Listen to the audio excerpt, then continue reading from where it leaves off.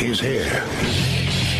Now, broadcasting from the underground command post, deep in the bowels of a hidden bunker, somewhere under the brick and steel of a nondescript building, we've once again made contact with our leader, Mark Levin. Well, Biden keeps telling Israel what to do, and it's very obvious they don't want Israel to win because Obama's really calling the shots, and he doesn't want Israel to win. And that has been a pattern. Welcome. This is the Mark Levin Show. The great one is off tonight. He is not feeling well, but it's me, Rich Zioli, with you from Mark's hometown of Philadelphia, where I broadcast on Talk Radio 1210 WPHT every day doing the afternoon shift. And it's great to be with you on this pre-Thanksgiving week where we are going to destroy the awful, awful people at Media Matters. And I'm glad Elon Musk is fighting back against them, and I'll share that with you as well. And I'm also going to tell you how China is absolutely one-upping the United States when it comes to naval warfare and naval supremacy. And while that's happening, the Department of Defense in the United States of America, what they are concerned with is DEIA. Yes, they've added another letter. In the never-ending alphabet soup of wokeism, they added another letter to what was known as diversity, equity, and inclusion is now diversity, equity, inclusion, and accessibility. You and I are paying upwards of $300 million for this propaganda to be launched upon the United States military at a time when China is showcasing its naval supremacy in the South China Sea. So we're going to talk about all this today and more on the Mark Levin Show. So great to be with you. But I'll tell you, the great one tweeted out a short time ago from his social media account at Mark Levin Show, something that I think is very important to note at the start of this. And that is that I don't really think Joe Biden's president. I mean, he's a peano. He's president in name only, but he's not really the president. He doesn't call the shots. So who does? Well, let's think back here for a little bit. Think back to when Barack Obama was president and how Barack Obama bent over backwards to give Iran everything that it wanted. Why? Iran does not deserve a seat at the League of Nations. Iran is not a country that wants to play nice. The Islamic Republic of Iran wants to destroy, first of all, other Muslims who don't follow their particular crazy version of Islam. That's number one. Jews, obviously. Christians, yeah. And you know what? If some people get lost in the crossfire, oh well. And yet we gave them billions of dollars, pallets of cash, and we helped them expand their nuclear program. That's why Alan Dershowitz, when he was on my radio show, said Barack Obama's been a villain in all this, trying to equate that both sides here, both sides have been wrong. Israel was attacked by Hamas on October 7th. And I'll tell you something else, too. I got to give Sheryl Sandberg credit, the former CEO of Facebook, now known as Meta, because she came out with a piece and she talked about how we need to be calling out Hamas for raping women. And we need to be doing that. And these same groups on college campuses, you know, the kids with the rainbow hair and all their alphabet soup organizations, those same kids on college campuses who were out there, the pro-Hamas kids, they don't seem to care how women are treated. They don't seem to care how these terrorists will destroy women, and they have no respect for them. They don't consider them equal. They'll rape them. They'll beat them. They'll assault them. They have no rights in their countries. But wokeism is all about figuring out who the victim group is and then deciding to support that victim group no matter what. So in this case, on college campuses, what you've seen is that the progressive woke people have all decided that somehow Hamas, they're really just freedom fighters here. And they're the ones who are the victims. So that's why you have the pro-Hamas terrorists, protesters out there all over college campuses. And now it's getting to the point where they're also ransacking the offices of the DNC. But how do we get here? I mean, how do we get to this point where we can now, as the United States of America, turn around and try to tell Israel what to do and try to tell Israel how it should fight its own wars? How do we get here to this place? Well, this is what Mark tweeted out a short time ago. It's now official. Biden, Blinken do not want Israel to win the war against Hamas, and they continue to place more and more onerous conditions on Israel. and as they plot to carve up Israel and give Judea and Samaria, West Bank, to the Palestinians, all of whose leaders are terrorists, and Gaza. The Biden-Blinken plan is to destroy Israel, which is the original Obama-Blinken plan. Meanwhile, while Biden-Blinken place crushing demands on Israel, no demands are made of Iran, as this administration continues to pour billions of dollars into Iran's war machine without any conditions or limitations. In fact, they continue to attack our armed forces through their proxies without consequences. And he has a story from Times of Israel that he links to, and I'll share that with you. But remember something, too. Not only that, but we just welcomed Xi Jinping to the United States of America. And, you know, we cleaned up the streets of San Francisco, got all the homeless poop off the streets, actually emptied the garbage cans for once, moved the tents out of public sight, hung the communist flags proudly, the Chinese communist flags proudly. And then Biden and Xi had a great little meeting together, told the press to get out of the room. They had to talk to him one-on-one, you know. And during that conversation, you think Biden said anything to China about, would you stop buying oil from Iran? Would you stop helping Iran? Could you stop helping Russia? Do you think the United States made any of these demands on China? Of course not. Of course not. And why would they? They got the goods on the president. I mean, China has the goods on Joe Biden. So Biden's not going to make any demands on China. Please. But China is helping Iran get even richer. Iran's already doing just fine, because we refuse to be the world's largest exporter of oil and natural gas. So somebody has to step up and do it, because countries need those oil and natural gas. So somebody's got to do it. So Iran's more than happy to do it. It's like Putin, too. You know, all this money we talk about spending in Ukraine, all this money we talk about giving them. Now Janet Yellen's out there saying we got to now pay for Ukraine's teachers. Do you know that Putin, at this point, is selling natural gas to France, Belgium, Spain, all at increased levels? Increased levels. And where I broadcast from in Philadelphia, we have talked long and hard about having a liquid natural gas export facility so that we in the United States of America can harness the power of the Marcellus Shale, and we can transport our liquefied natural gas all across the world. So then France and Belgium and Spain wouldn't have to buy it from Putin. They could buy it from us. And we could tell China, don't buy oil from Iran, buy it from us. And we could be doing these things, but instead the Biden administration is in court right now trying to stop a lawsuit from going forward that says you have to let people drill. You have to allow these offshore drilling leases to go forward. And now we've had a judge rule, I believe it was the Fifth Circuit, who came out and said this administration cannot stop granting these natural gas and oil leases. They have to move forward. Particularly the offshore drilling leases. They have to move forward. The Biden administration's fighting that. See, we don't want to be the world's largest exporter of oil and natural gas because the green agenda triumphs and trumpets everything. That's why we make no demands on China. Well, two reasons. Number one is, of course, Biden's corrupt and China has all the goods on him, obviously. I mean, look, you don't make millions of dollars in China without Xi Jinping knowing about it. He's got all the goods on this guy. Biden and the Biden crime family made all their money from China and Russia and Ukraine and also Romania. Let's not forget Romania. I feel like they're the lesser of the corrupt countries that I just named, but nevertheless, they've also been part of this. So Biden's made all this money off China. You think that guy's in a position to make demands on China? Please. Xi's got the receipts, all right? Xi's got the receipts. And in addition to that, when China also comes to the table, the United States of America doesn't think, you know what, even though we're spending $120, $150 billion with Ukraine, and you're helping Vladimir Putin by buying his natural gas, by giving him weapons, by buying his oil, and we want that to stop, because what we care more about is not China's role in the world in terms of a military power, it's climate change. So as long as we get China to the table to agree on whatever wacky green agenda Biden has, then we're good. Then we're fine with that. That matters more.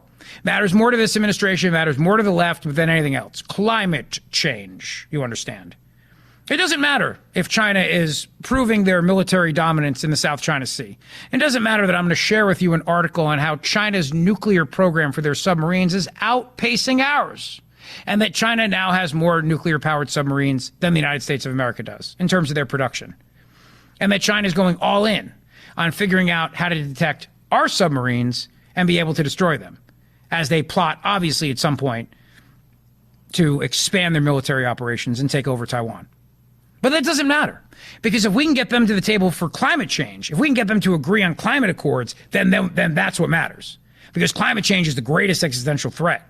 It's not China's military dominance. It's not China's alliance with Russia and Iran. It's not that. Don't worry about that. Forget that. Please. What do you got to worry about? It's climate change. That's the priority of this administration. Well, that and diversity, equity, inclusion, and accessibility. It's the new letter part of the DEA, because the alphabet soup of the left, they always find more letters. You can't leave out any group. Eventually, it should just be every letter of the alphabet. And then just end it. And then come up with, then you have symbols and letters and people, symbols. And anyway, White House National Security Council spokesman John Kirby reiterated that the Biden administration's opposition to Israel expanding its military incursion into southern Gaza, unless it demonstrates how it'll protect the Palestinian civilians it ordered to evacuate to that region from the north. Kirby said during a press briefing that Israel must have a clearly articulated plan for how they're going to protect the lives of the hundreds of thousands of people that have now been added to the population because they were asked to leave by the Israelis. There's an obligation there for Israel to factor that into the planning, Kirby says. Biden officials have been making this point publicly since Sunday after privately urging Israel to limit strikes in southern Gaza for weeks. While the army has indeed urged Gazans to evacuate the northern strip, it says it will continue operating against Hamas in all parts of the enclave. The IDF also notes that it still takes measures to warn civilians before carrying out airstrikes, while Hamas continues to use Gazans as human shields. And hospitals, too. And they continue to operate out of hospitals. In fact, there's a clip that I sent to Mr. Producer, but it's in Arabic. But the guy goes on about how Hamas is absolutely using hospitals for headquarters. Of course they are. There's no question about that. And they're using human civilians as shields. They're using humans as shields. But this administration is dedicated to making sure that Israel does not win. They don't want Israel to win. They don't, because many people on the left don't either. And this is what comes into something that I think is very important to understand about the state of the modern Democrat Party here. You've got this vile anti-Semitism that is running through the Democrat Party. They hate Jews, and they are not afraid to say it. And you listen to Barack Obama say that both sides here have blood on their hands. Both sides. Israel was attacked on October 7th. And you have college kids and other people equating that to somehow being freedom fighters, these terrorists, freedom fighters. Sure, they go in and rape women, they kill civilians, but they're freedom fighters because of a land dispute. This is what the left thinks. This is what modern woke progressives think. And this is because our colleges have become indoctrination camps. And this is because the left always tries to go with the victim group du jour. And they have determined that the Palestinians are the victim group and that Israel's the bad guy. And they've been taught this. And this administration embraces it. And this administration is being secretly run by Barack Obama, who has absolutely believed that because of the extreme woke. There's no question in their mind Israel's the bad guy in all this. No question. So whatever happens here, whatever bloodshed, whatever Hamas does, Israel had it coming, and Israel did this. Israel deserves it. And that both sides here have blood on their hands. And that these are just freedom fighters. This is what they think. Because the modern principle of the left is you always have to embrace victimhood. And in their minds, the Palestinians are the victims. So that's what they brainwash the kids to believe, and that's why you see so many of these pro-Hamas protests going on in college campuses. And now companies are afraid to say anything in support of Israel because they're afraid now that they may wind up getting canceled. And it's why I'm glad that Susan Sarandon, they pushed back on her for her vile words. And I'm glad that Sheryl Sandberg came out and said, can you please call out Hamas for raping women? Could you do that, please? Because this is unacceptable in war. 877-381-3811. This is the Mark Levin Show. The great one is off tonight. It is me, Rich Zioli, with you until 9 o'clock. Don't go away. Mark Levin.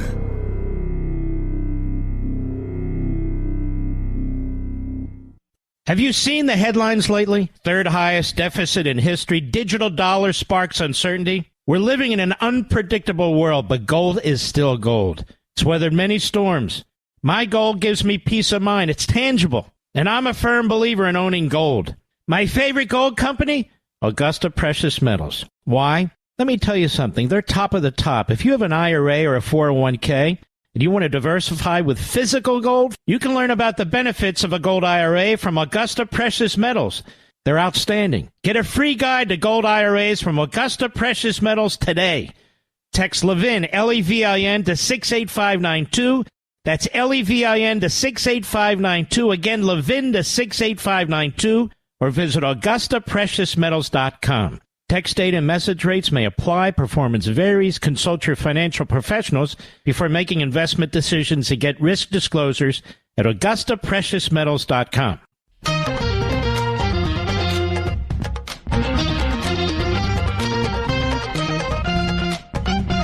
So, knowing all this, you got to ask yourself a couple questions here, and that is, what is the goal of the United States military? What is the goal of the United States military? See, where I come from, I think the goal here is peace through strength. I like that. I like that idea. I like the concept of that.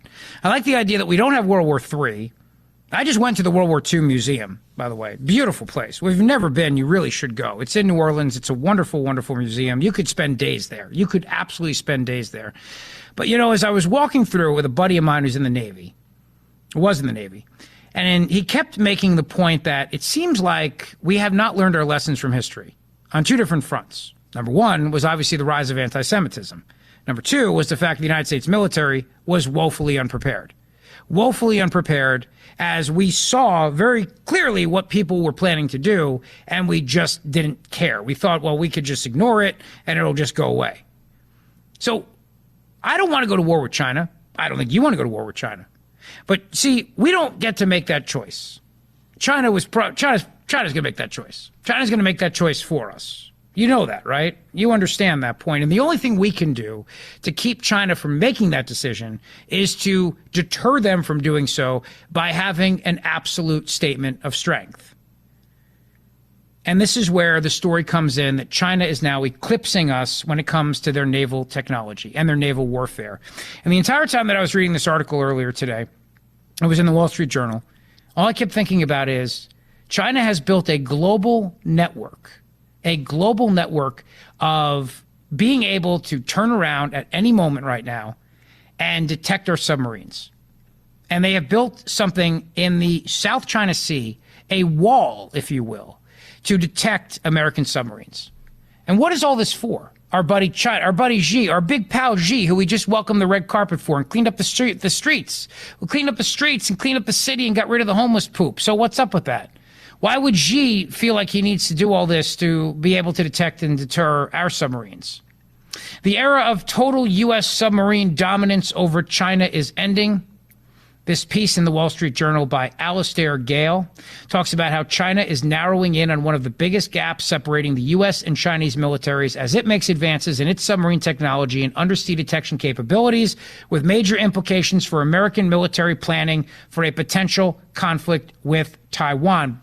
You may not know this because you've been too busy being told that diversity, equity, inclusion, and accessibility is the number one thing that our military should be focused on. But China, this year, put to sea a nuclear-powered attack submarine with a pump jet propulsion system instead of a propeller, and it was the first time noise-reducing technology used on the latest American submarines had been seen on a Chinese submarine. And they are now building more of these things. In fact, they've opened up seaports in the South China Sea so they can start expanding their naval presence. And they are now surpassing the United States of America in building these things. Yeah. And what are we focused on? I'll give you the numbers. I'll give you the breakdown and what the United States military is spending on diversity, equity, inclusion, and accessibility. Never-ending alphabet soup of woke. You got to ask yourself, is the United States of America really looking to show the world we're just not ready? We're not prepared? This is the Mark Levin Show. Coming right back. Have you seen the headlines lately? Third highest deficit in history. Digital dollar sparks uncertainty. We're living in an unpredictable world, but gold is still gold. It's weathered many storms. My gold gives me peace of mind. It's tangible. And I'm a firm believer in owning gold. My favorite gold company? Augusta Precious Metals. Why? Let me tell you something. They're top of the top. If you have an IRA or a 401k and you want to diversify with physical gold, you can learn about the benefits of a gold IRA from Augusta Precious Metals. They're outstanding. Get a free guide to gold IRAs from Augusta Precious Metals today. Text Levin, L-E-V-I-N, to 68592. That's Levin to 68592. Again, Levin to 68592. or visit AugustaPreciousMetals.com. Text data and message rates may apply. Performance varies. Consult your financial professionals before making investment decisions and get risk disclosures at AugustaPreciousMetals.com. Mark Levin, radio's principal patriot. Call in now at 877-381-3811. You know, the great one, Mark Levin, is off tonight. It's me, Rich Zioli, with you from WPHT in Philadelphia. The left loves victimhood. They do. They love it. They love to find the victim du jour. This is why, if you notice, the people that have the signs on their lawns, they hate having the home here signs. We believe in climate change, or what they say is we believe in science. We believe in science. By the way, there was a story earlier today that those people, maybe you, certainly me, that defied lockdown orders and just went and lived a normal life, turns out you fared just as well as everybody else. You may have even fared a little bit better. Imagine that. A little bit better. But that's what science told us. We had to be locked in our homes.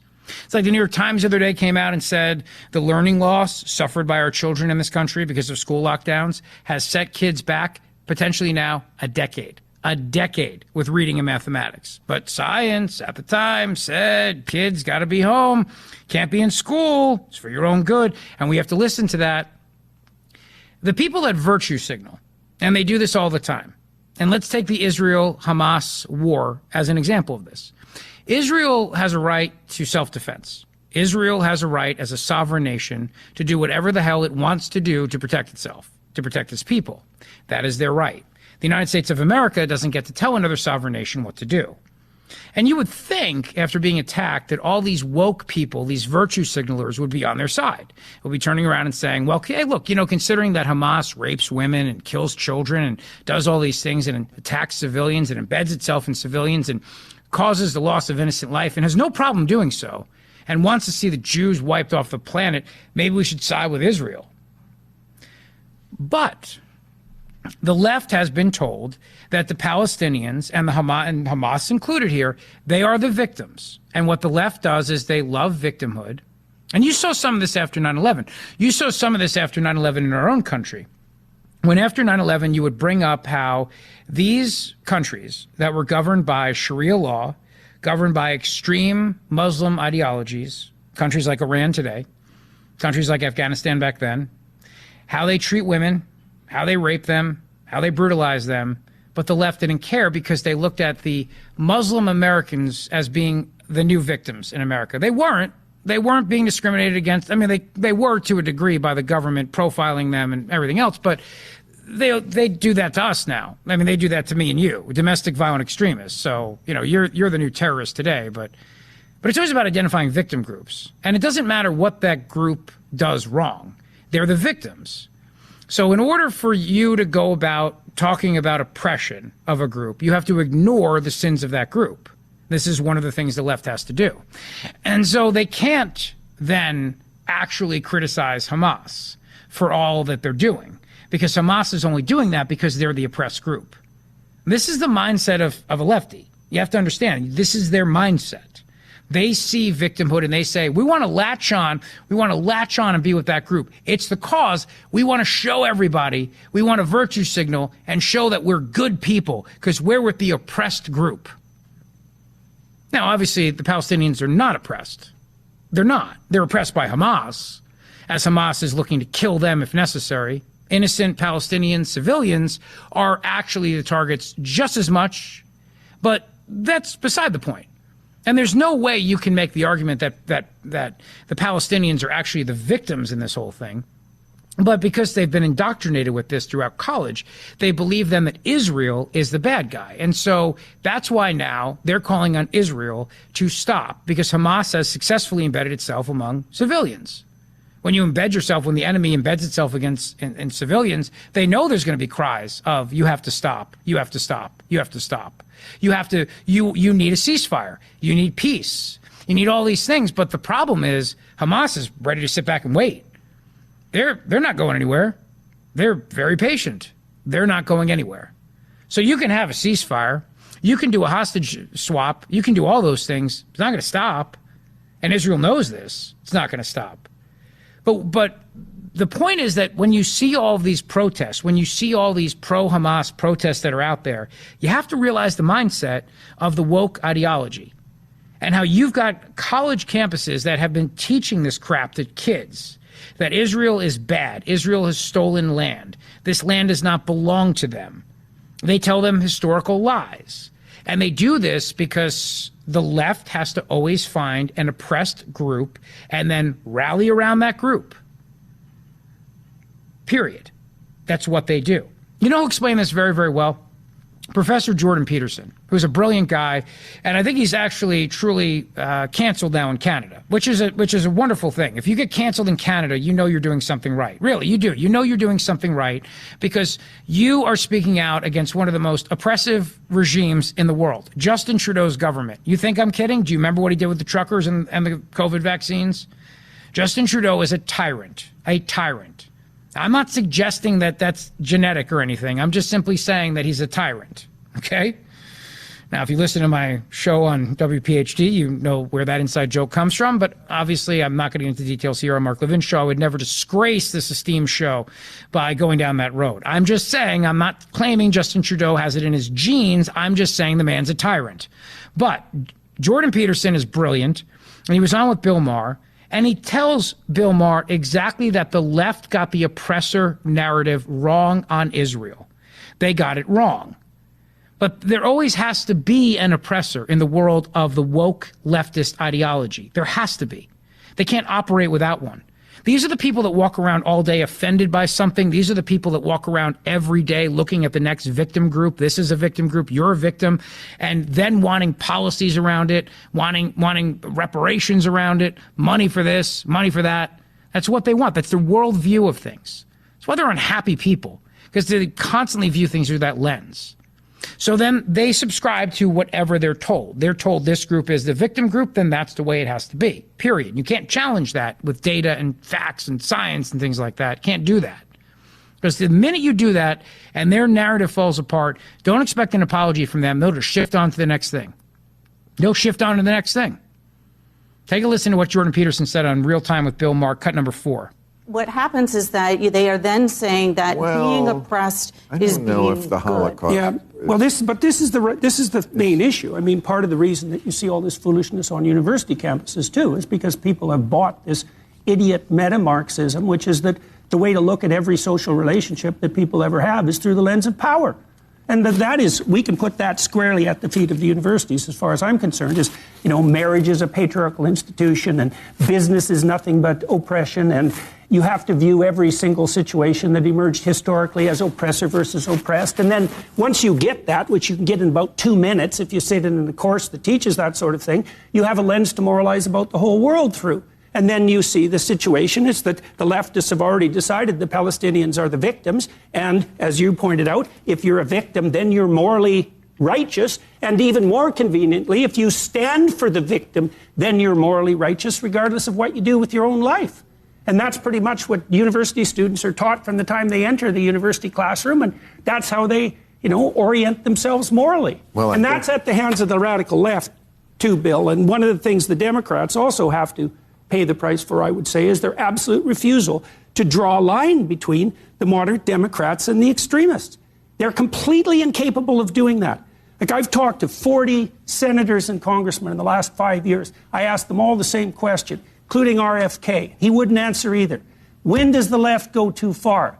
Well, we certainly bloody well saw it in the last month, didn't we?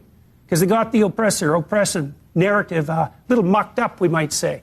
And the consequences of that are going to unfold pretty brutally over the next few months. Well, listen, he's 100% right. That is exactly the mindset of a leftist. That is exactly the mindset of a progressive, right there. This is also a good time to remind you, by the way, of, the Democrat Party hates America. I assume by now you've gotten your copy. If you have not gotten your copy, what are you waiting for? You can grab your limited first edition signed copy of the Democrat Party hates America before they're gone, and they will be gone. LevinSigned.com. LevinSigned.com. That's the website. That's the address. That's what Mr. Producer gave me anyway. So if I screwed it up, it's on him. It's on him, not me. LevinSigned.com is where you go. Get your limited first edition, signed copy of The Democrat Party Hates America before it's gone. Well, think about it. I mean, think about that in the context of The Democrat Party Hates America. America is the ultimate oppressor.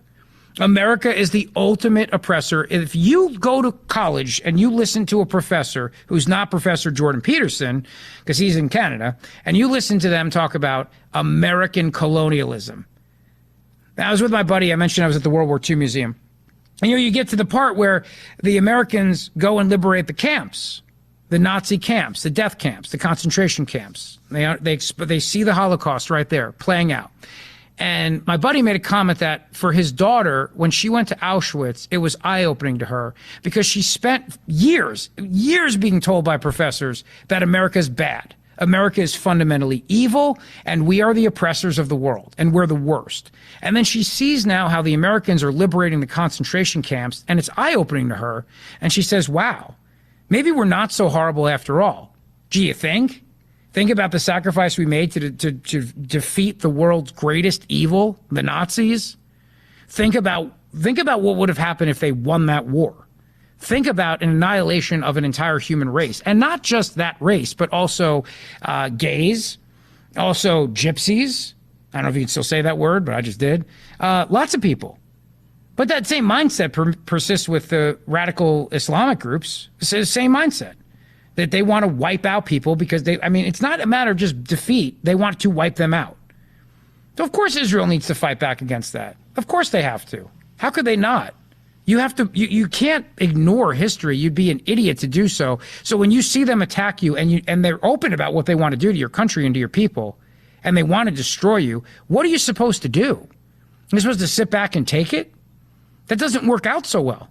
It doesn't work out so well.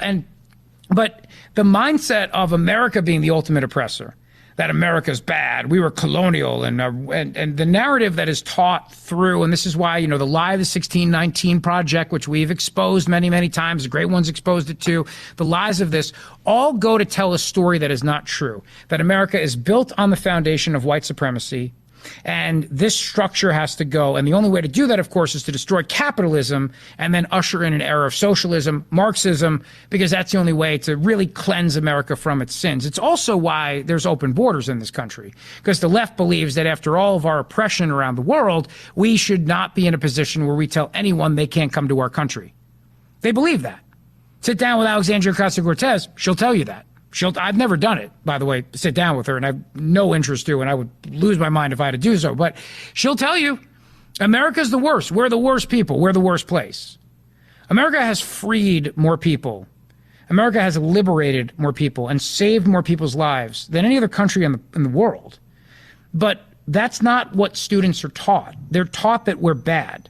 And the reason why they're taught that is because you have angry lefty professors who view the world through that prism of victimhood and oppression, and they have to subscribe a group to that, and it makes sense to ascribe America to that because it's easy to point out America's flaws. We're not a perfect country.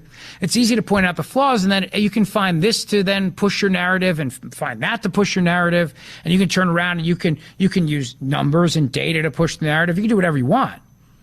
But what you're really doing, though, of course, is you're setting people to wind up graduating and believing that America exists to oppress. And so if America is friends with Israel, if they're our buddy, if they're our ally, well, then they must be the bad guy too, obviously. It really is a very scary ideology, victimhood and oppression. It is.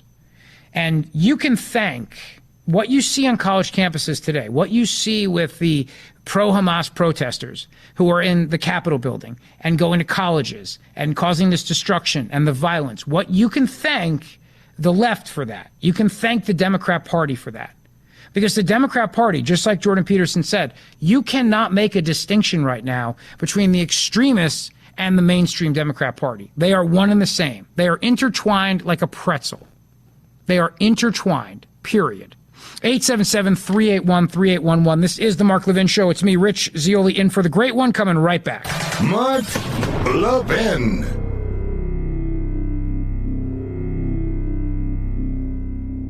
Have you seen the headlines lately? Third highest deficit in history. Digital dollar sparks uncertainty. We're living in an unpredictable world, but gold is still gold. It's weathered many storms. My gold gives me peace of mind. It's tangible. And I'm a firm believer in owning gold.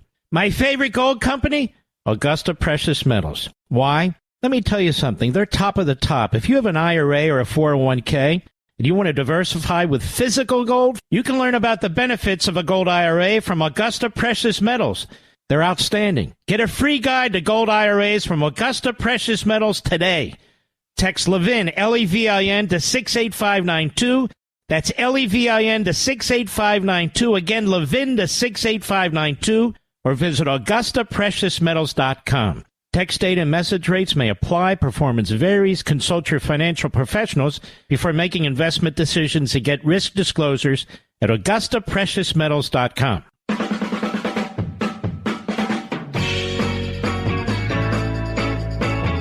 All right. So we continue along here on the Mark Levin Show. The problem of wokeism is also going at the earliest stages now. The earliest stages of kids. They're trying to indoctrinate them. They always are. They're always trying to do that. I have 3 children. I have a 9-year-old, a 7-year-old, and a 3-year-old. Now, in our house, we don't serve them sugary cereal. We try to be a little healthier. You know what I mean? When I was a kid, I ate all that stuff, and I loved it. I did. I loved sugar cereal. It was fun. Captain Crunch and I guess Frankenberry, whatever. I forget now. But my mother was also big on buying me that sugary cereal because I'd asked for it. And then as a kid, I got, a little chubby, had to wear the husky jeans. It was not the best time of my life. But that's why we're trying to raise our kids a little healthier today. But you don't want your kids hooked on sugar. You also don't want your kids hooked on the indoctrination. And for Fruit Loops, they're trying to do the exact same thing. So Fruit Loops is now offering something. I saw this on Libs of TikTok. They are offering their free digital library with equity, diversity, and inclusion content. It is their digital library. It's open and free. Your family can learn how incredibly colorful and diverse the world can be with our free ED&I digital library. Diversity, equity, and inclusion, family-centric content, including books, podcasts, and more. Indoctrinate your kids at the earliest level. Get them hooked on sugar. Get them hooked on foods that'll make them sick so then they can get hooked to Big Pharma to make them better, right? And then also hook them on the indoctrination at the earliest age. And I love how they say it's content that's appropriate ages 13 and up. How many 13-year-olds are eating Fruit Loops? I remember eating this when I was 4, 5. And I can't imagine that they're not thinking to themselves, oh, yeah, let's also get them when they're 4 and 5 years old. Because, of course, they are. That's what's happening. They want to go after the kids at the earliest age. This is why they make kids' books about the 1619 Project. This is why they teach little kids that America is an oppressive, bad place. This is the point. And it's the same reason why they have climate change education now in New Jersey schools. The governor's wife, Tammy Murphy, is now running for U.S. Senate against the corrupt Bob Menendez, who is the chairman of the Senate Foreign Relations Committee and still has access to classified briefings about all that's happening in the Middle East, even though that guy's been charged with helping Egypt and selling out the United States of America to enrich himself. That guy still has access to all the classified information at these highly sensitive briefings. But Tammy Murphy's running against him in the U.S. Senate, and she'll probably get the nomination because the Democrat Party's corrupt, and the Democrat Party will make sure she does. But she, in her announcement speech, championed the fact that she turned around and she put climate change education into all the schools so that we can start indoctrinating our children as early as possible. That oil's bad and natural gas is bad, and America's bad too because America, we love our fossil fuels. And when we get back, the governor of New York, Kathy Hochul, a tyrant, an absolute tyrant, now wants to make sure your kids are indoctrinated so they know what information is and misinformation. Because the earlier that they learn that the government tells you what's real and what's not real, the better for everybody. This is the Mark Levin Show, hour number 2, straight ahead. This segment of the podcast is exclusively sponsored by Pure Talk. Pure Talk offers great coverage and can save your family money on your wireless bill every single month. Go to puretalk.com to find the plan that's right for you. Thank you again for listening, and thank you so much for this sponsorship, Pure Talk. He's here. He's here. Now, broadcasting from the underground command post, deep in the bowels of a hidden bunker, somewhere under the brick and steel of a nondescript building, we've once again made contact with our leader, Mark Levin. Just how much money is Biden's Pentagon planning to spend on diversity, equity, inclusion, and wait for it, accessibility? I have the numbers for you. Welcome back to the Mark Levin Show. The great one is off tonight. It is me, Rich Zioli, from Mark's hometown of Philadelphia. 877-381-3811 is the number. In New Jersey today, my governor, Phil Murphy, he's a king. He thinks he's a king. I call him his royal rugness because he's got a terrible rug stapled to his head. He has now decided that all new cars in New Jersey must be electric come 2035. And he is mandating changes in the industry, along with, of course, massive subsidies. We'll get to that as well. And the left, the left in this country, I mean, they are insane when it comes to this DEI stuff. And the fact that it has infiltrated our military in this way, Daily Wire had this story. The Pentagon, under Joe Biden, is slated to spend nearly $270 million on their diversity agenda. Remember earlier in the show, I told you how China is now surpassing the United States with naval technology, naval sub-technology, and how they are working to be able to figure out where the United States military, where our submarines are in the South China Sea. This is what they're doing right now. That's why that piece from the Wall Street Journal is so important, that the age of American military supremacy in the sea may be over. And this administration doesn't care. This administration is giving away the store to China. This administration is purposely doing everything it possibly can to give China and our other enemies around the world the upper hand. China wants to set the stage right now to be able to have absolute naval supremacy in the South China Sea. What are we worried about in the United States of America? Back home, we worried about that? We looking at the warnings of history to think to ourselves, hey, gee, maybe we should try to do something about this? Nope. Instead, what we're worried about is, are we spending enough on diversity, equity, and inclusion and accessibility? The DoD has scaled up its spending on DEIA in the past 3 years, jumping from $68 million in fiscal year 2022 to $86.5 million in fiscal year 2023. But that figure surged another $28.2 million to $114.7 million in the department's initial request for fiscal year 2024. If the DoD's initial request for DEIA funding is included in the final legislation, the department will have spent $270 million on diversity initiatives across the last 3 years. $270 million on diversity initiatives. Biden's Pentagon has repeatedly pushed for further adoptions of the DEI agenda in its operations. The department's strategic management plan for fiscal years 2022 to 2026 listed one of its goals as inculcate DEI principles across all Department of Defense efforts. DEIA has impacts on both the department's workforce and its mission, and therefore it should be examined beyond the traditional human resource lens by which it has historically been viewed. This is all in the strategic management plan put out by the Pentagon, as they also tout the department's effort to institutionalize the advancement of diversity, equity, inclusion, and accessibility, and the value of diversity to the department's mission. When you serve in the military, which I have not done, I have the greatest respect for people that do. They always tell you, people all the time, we don't see color. We see our fellow soldiers. We see somebody I may be on the battlefield with. That's how we think about people. But they see that's not good enough for the left. Again, that's not good enough. Everybody in the military has to believe that there's oppression around them everywhere. You can't have a safe space from the oppression narrative. You realize that it's got to be in everything, and everyday occurrence in every walk of life. It's not like you can say, look, you're all in the military together. You're all going to be defending each other. You're all going to have each other's backs. You're brothers and sisters now. And God only knows what's going to happen. So you have each other's backs. And you know what? When the guns start firing and the bullets are going by, it doesn't matter what color of the skin you have. It doesn't matter if you're gay. It doesn't matter. Nothing matters. Just, can we win this war? Can we win this fight? Can we get the hell back home? You would think that that's how their mindset would be. But why miss an opportunity to remind everybody in the platoon that, half of you hate the other half, and that there's people within the groups who have systemically worked to suppress you? And still to this day, if they had their way, you wouldn't be here. Because there's nothing like unit cohesion than to turn around and tell everybody that the very people you rely on to save your life on the battlefield actually want to see you oppressed. It's the same reason why this stuff is tearing people apart at the workplace. You know, in corporations where you have to go through this crap in training, I don't know if you've had to do this or not. I certainly have. And they put on the worst, most boring videos ever. And this diversity, equity, and inclusion. I went to one recently, and it asked the question at the very start of this. It said, do you have unconscious bias, yes or no? Now, I checked no, and I thought I'd be done. Instead, I had to be subjected to 45 minutes of why I actually have lots of unconscious bias. I just didn't know it yet. So then everybody in the corporation, what you have is you don't have cohesion. You don't have people working together. You have people walking on eggshells.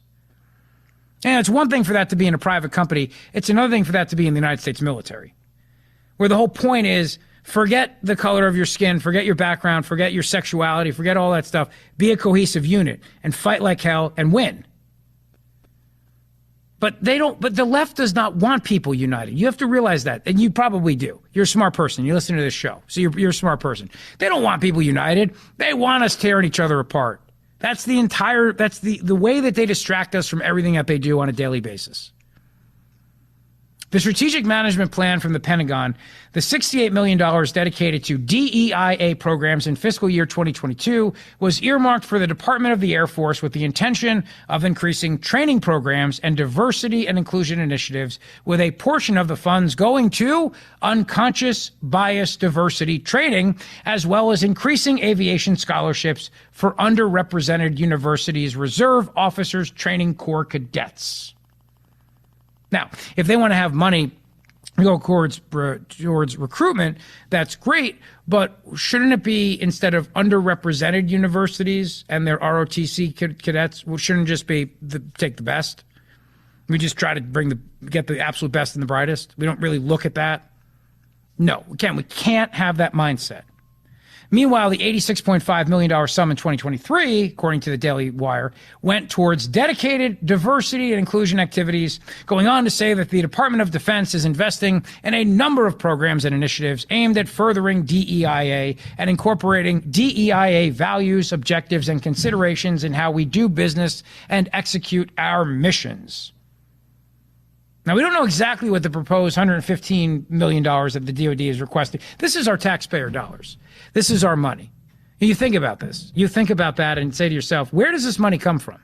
Between the money we're sending to Ukraine, this never-ending amount of money with no checks, no balances, no audits, nothing, and now how the Biden administration is demanding that any aid to Israel has to be linked to Ukraine and also linked to humanitarian aid in Gaza, and now we're talking about $150 million. Where's the freaking money tree in the back that we just pluck $150 million off and go, here, go teach diversity, go teach equity and inclusion and accessibility? How about we take that $115 million and either put it into increasing the size of our military, or we then just give it back to the taxpayers? How about that? We can do that. But since the United States of America right now, the United States Navy is absolutely we're woefully unprepared. We're woefully unprepared. And I believe that peace through strength is what we need to do. And when I talked to you earlier in the show today about how China is outpacing us in terms of the development of submarines, it's very obvious that what we need to do is think about, are we watching the United States of America spread across the world right now, absolutely way too thin, with no deterrent abilities, no deterrent abilities and values? Are we watching all this play out right now before our eyes? And as I say all that to you, I have to ask the question, does the United States of America care? Does this president care? Does this president care at all? While vague funding requests give little insight into the actual DEIA activities of the DoD, the department has been met with criticism over more visible manifestations of critical race theory and the diversity agenda. The National Security Agency, which is part of the DoD, internally published a 34-page diversity, equity, and inclusion document, a recent investigation revealed. And, as part of this, too, when they're doing all these things like diversity, equity, and inclusion and accessibility, the leaked document pushes critical race theory, transgender ideology, with terms like white fragility, trans misogyny, and settler colonialism. Even the pronouns ze/zer. Spencer Lindquist on Twitter putting out leaked NSA document. We just published a never-before-seen at NSA Gov diversity glossary. And what they found, that it blames white Europeans for settler colonialism. It attacks white fragility and warns of transmisogyny. The DEI glossary. Let me share some of this with you. Would you like to hear it? Of course you would, because this is the priority of the United States military. The following is a glossary of terms and language commonly used in dialogue regarding diversity, equity, inclusion, and social justice to be used as a reference. It is by no means a comprehensive list, and in every context, the meaning of these words may change and evolve. This glossary and its definitions provide a starting point for engaging in open and honest conversation, and is a tool meant to build a shared language of understanding. If there is a term, language that you feel should be referenced in the glossary, please feel free to submit it to the DLP65 DEI team for consideration. Below are some core diversity-related work terms. Diversity, the combination of differences that makes people unique. Workforce diversity. Workforce diversity is a collection of individual attributes that together help agencies pursue organizational objectives efficiently and effectively. Equitable. Characterized by fairness, just, honest, and free from bias, whereas equality means providing the same to all, equity means recognizing that we do not all start from the same place and must acknowledge and make adjustments to imbalances.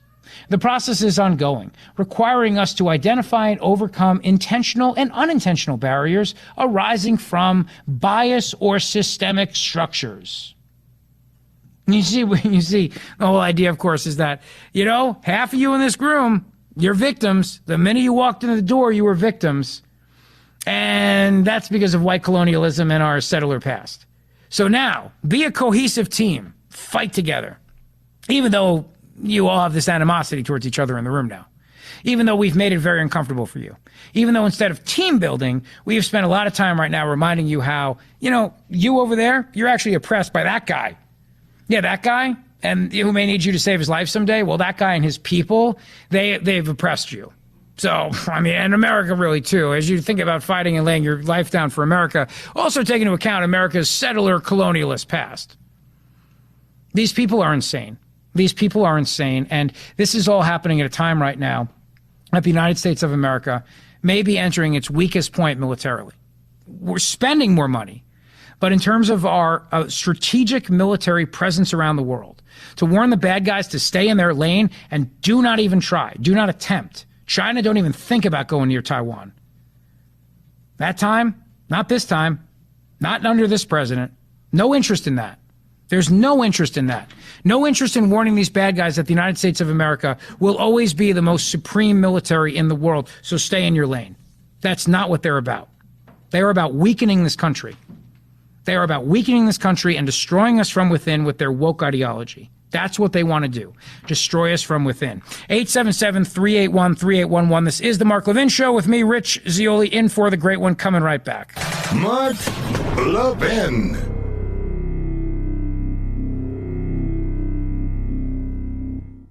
You want a killer Black Friday deal? I got one for you. Free Moto G5G phone from Pure Talk. No gimmicks, no trade-in necessary. Just sign up for Pure Talk's unlimited talk, unlimited text, 15 gig data plan, just $35, and get the Moto G5G phone free. But here's the deal. You need to move fast because these phones will be gone by the end of the month. So if your current phone is on life support, upgrade for free with Pure Talk. Enjoy 2-day battery life, an exceptional quad pixel camera, and a whole lot more. Just go to puretalk.com/Levin, Levin, to get this exclusive offer and to select the plan that's right for your family. Remember, Pure Talk gives you America's most dependable 5G network at half the price. So make the switch today. Go to puretalk.com/Levin, that's /Levin, to claim your free Moto G5G phone with qualifying plan. Again, puretalk.com/Levin. Pure Talk, simply smarter wireless.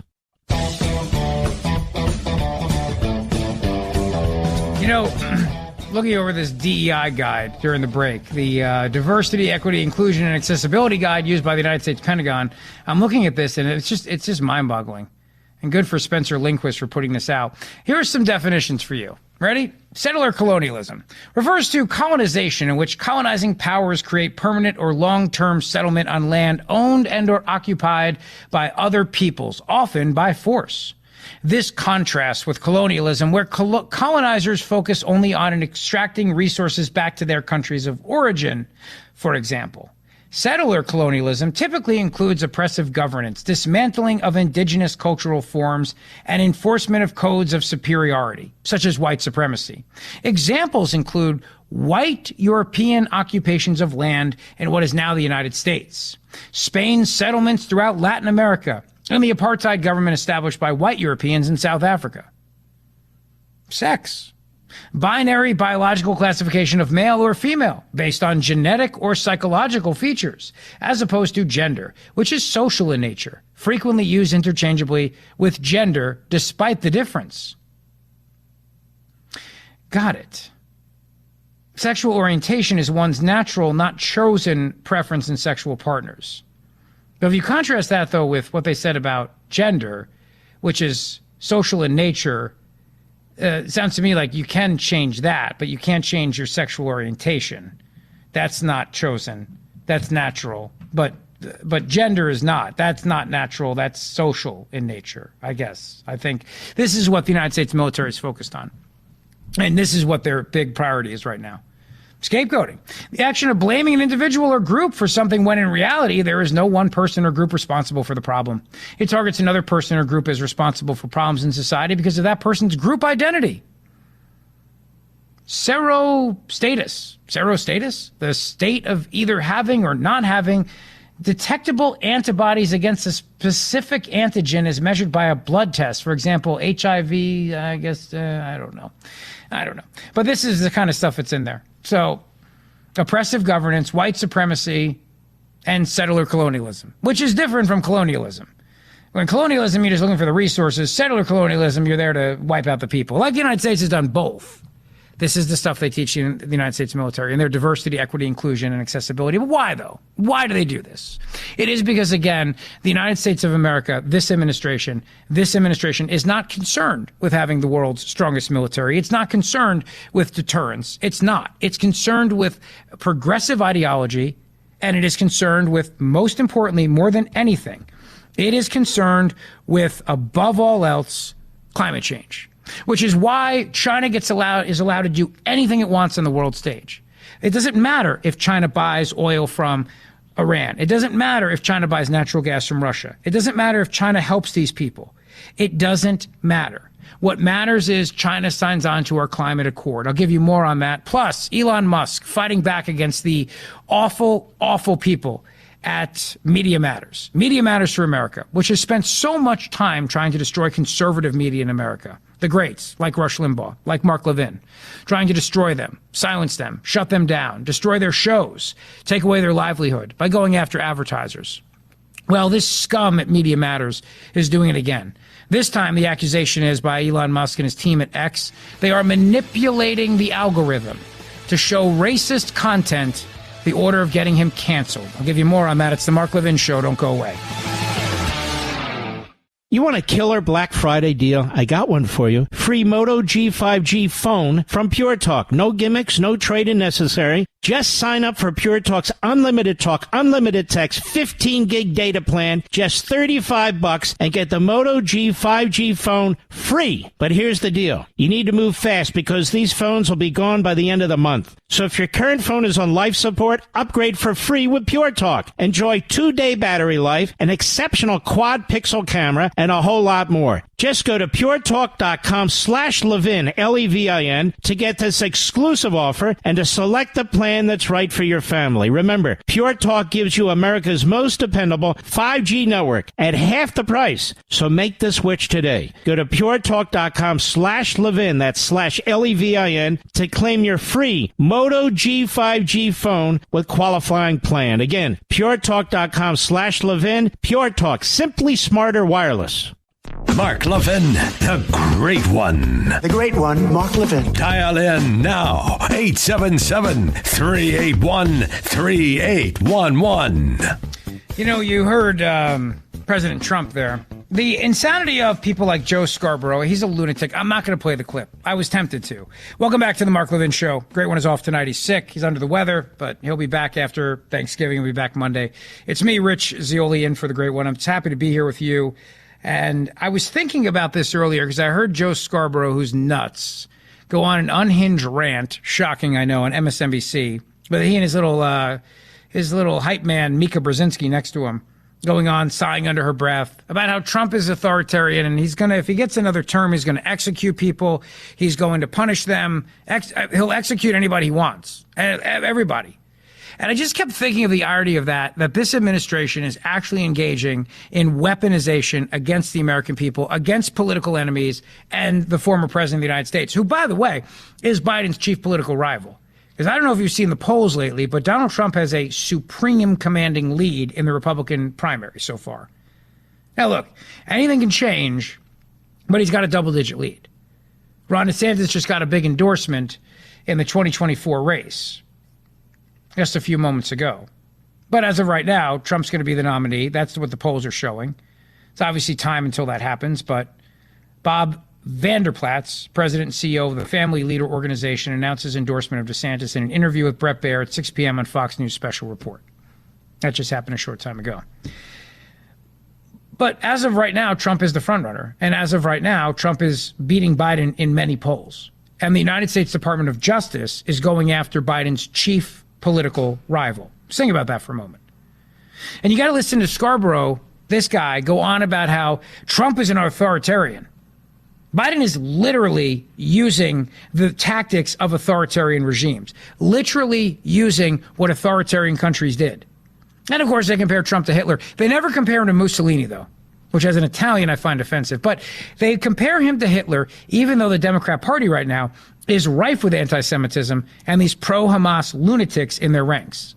And Trump's Hitler. Trump's Hitler.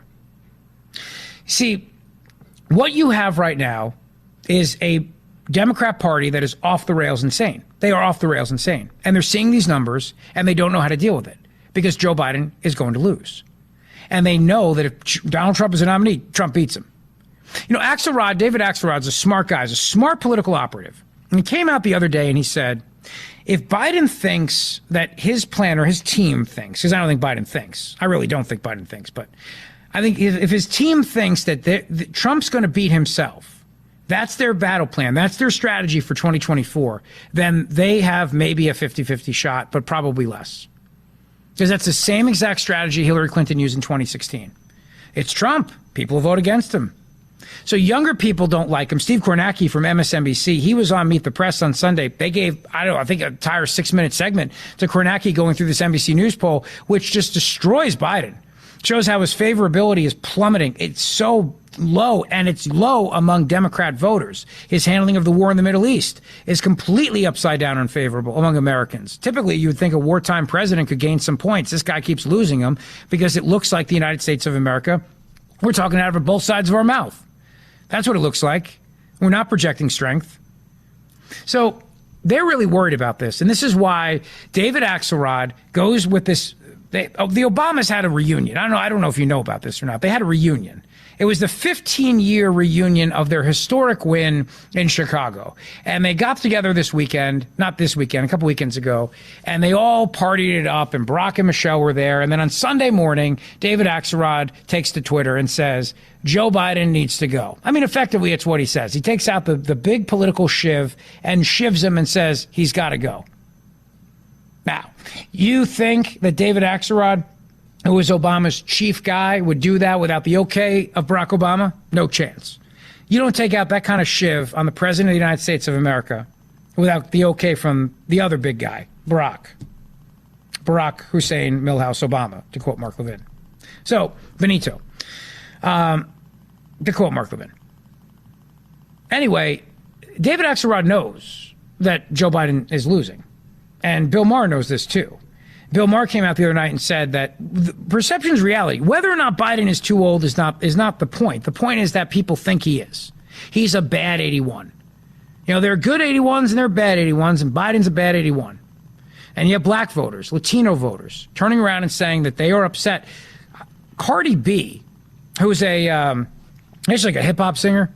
I don't really know her music, but she's got a lot of people following her on social media. She went on a tirade the other day against the Democrats, a tirade against Eric Adams, the mayor of New York City, for wanting to cut police in order to pay for all the illegal immigrants in the city. And she went on about the wars, and she went on about the economy, and she went on a rant. She said, I may just stay home. You know, The Rock, the actor The Rock, he was on Joe Rogan's podcast the other day. And he mentioned that he has friends who support Trump and friends who support Biden. And Joe Rogan said, wait, you have friends who support Biden? He said, no, all right, I don't. I actually don't. I have friends who support the Democrat Party, but not Biden. That's the problem. Biden doesn't get people excited. You don't see people out there walking around with Biden hats on. There's no Biden shirts. There's no enthusiasm for him. And they deal with the fact that he's 81 years old, and you deal with the fact that the economy is the way it is. The White House yesterday came out and said, your Thanksgiving turkey dinner is going to cost less this year than it did last year.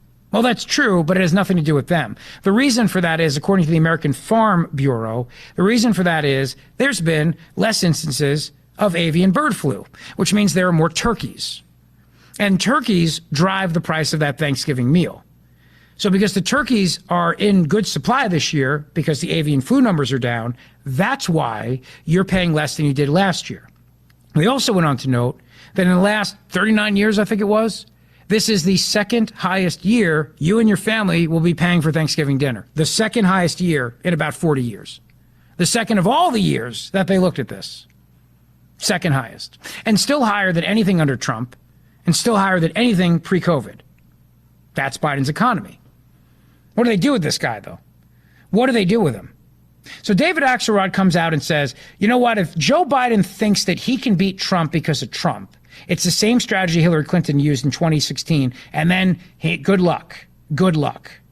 I know that you can't even discuss the idea in good company that the Democrats would try to swap Biden out, but they need to do something.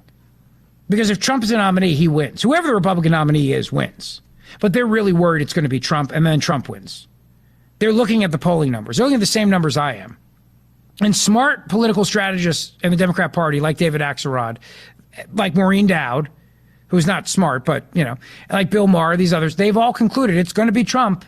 He's got a double-digit lead. Barring something happening, it will be him, and then he beats Biden, and then he's president. And they're terrified of this. They're terrified. Project 45, the Heritage Foundation's project, or Project 2025, I should say, excuse me, the Heritage Foundation's project, where they're working on restoring the balance of the executive branch away from unelected, unaccountable bureaucrats and delivering it back to the accountable president of the United States of America so that he can't have bureaucrats in his own administration undermine him, undermine his presidency. They're terrified of this. Oh, the swamp. You know how many people make money off the swamp? Think about the highest zip codes in America. They're all right outside the swamp, right outside of D.C., in suburban Maryland, suburban Virginia. Oh, a lot of rich people, lawyers and lobbyists, defense contractors. They're all terrified that Trump's going to go in there and actually take a cudgel to the deep state. That's why the Republican establishment is now rallying around Nikki Haley.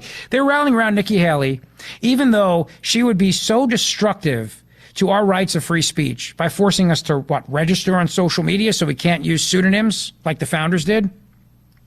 But they're rallying around her to try to stop Trump. But these other Democrat strategists can see through all that and realize that, barring something, most likely, based on these polls and the fact that he's got a double-digit lead over every other Republican, he's going to be the nominee, and then he beats Joe Biden. This is why they're all coming out now and saying what they're saying. This is why Maureen Dowd wrote a piece on Sunday in the New York Times defending David Axelrod, because Joe Biden apparently called him the P word for a man's, private parts, and said that he's not really like that. He's a good guy. He defended Joe Biden in the past. In fact, at one point, they wanted to dump Biden from the ticket and replace him with Hillary Clinton. And David Axelrod nixed that and said, he's been loyal to you. He's been a good vice president. Don't do that to him. So she said, look, he's not. He's just telling the truth. He's telling the truth about where things are right now. Donna Brazil's on with Bill Maher Friday night. She goes, well, yeah, but you know what, Bill, when the general election comes along, all these young people that don't like Joe Biden, they'll all come and vote for him. I don't think they will. I think they'll stay home.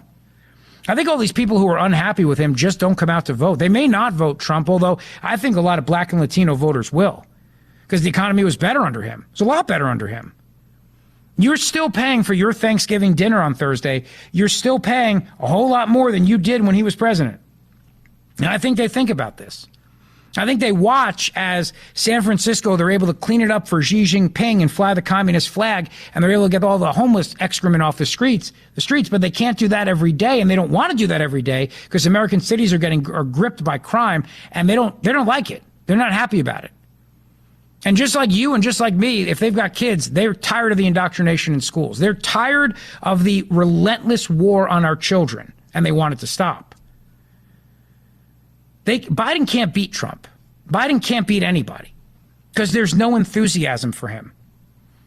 And even if these Democrats are so repulsed by Trump, they may at the end of the day just say, you know what, they said the guy was Hitler last time, because that's going to be the playbook, right?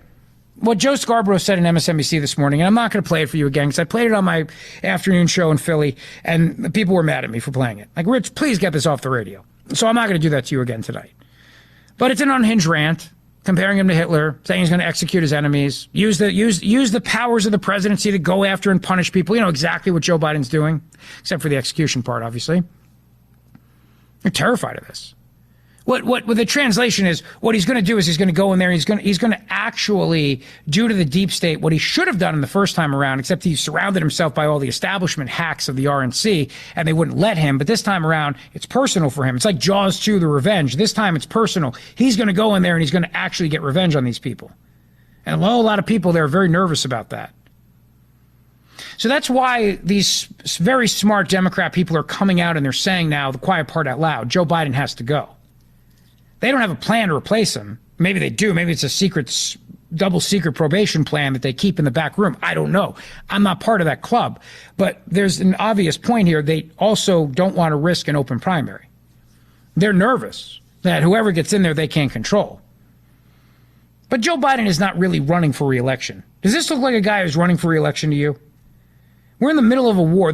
Israel, our closest ally in the Middle East, is in the middle of a war against Hamas. And the president he's barely ever there. You can't find the guy.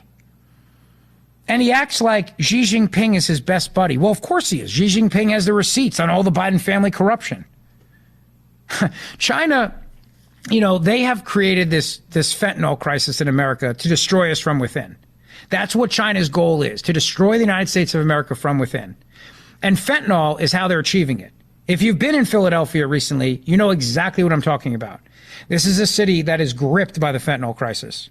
It's so bad, in fact, the Mexican drug cartels are now cracking down on fentanyl because they're losing customers. It's one thing to sell people heroin and cocaine and well, I guess you don't sell pot anymore since it's legal or decriminalized in a lot of places, but the cartels don't want to lose all their clients. Fentanyl's a killer. Fentanyl's killing people. So now the cartels are cracking down on this. Biden says with a straight face the other day that he and Xi Jinping had a nice talk about fentanyl, and Xi's going to do his part to crack down on this. And I couldn't help but laugh and think to myself, are you nuts? Are you insane? Do you really think that China wants to see the fentanyl crisis go away? It is part of their eventual takeover. It is part of what they ultimately want to do. And you sound like such a sucker when you say this, that Xi's going to crack down on the shipment of fentanyl to Mexico. Let's take a listen to this, Mr. Producer. Cut number 1. During my meeting with President Xi, we took a critical step of resuming counter-narcotics cooperation between our two countries. It was one of the important things we agreed upon. In 2019, China essentially stopped direct shipments of fentanyl from China to the United States. But in the years since, the drug trade has evolved. It's moved from finished fentanyl to fentanyl components, like chemicals and pill presses, that are shipped with few controls from China to the Western Hemisphere. Chemical cartels use these components to manufacture illegal substances and smuggle them into the United States. So the United States is going to seek to work together with China to target the fentanyl components. Yeah, no, absolutely. Yeah, China's going to get all over that. Oh, yeah, China will be all, ooh, absolutely. Yeah, oh, no doubt about it. Now, he does go on to say that Mexico is working to disrupt the flow of fentanyl in the United States. This I actually do believe. This claim, because I think the cartels control Mexico and the cartels know that fentanyl is killing their customers and their clients. 877-381-3811. Your calls on the Mark Levin Show with me, Rich Zeoli, in for the great one. Don't go away. Mark Levin.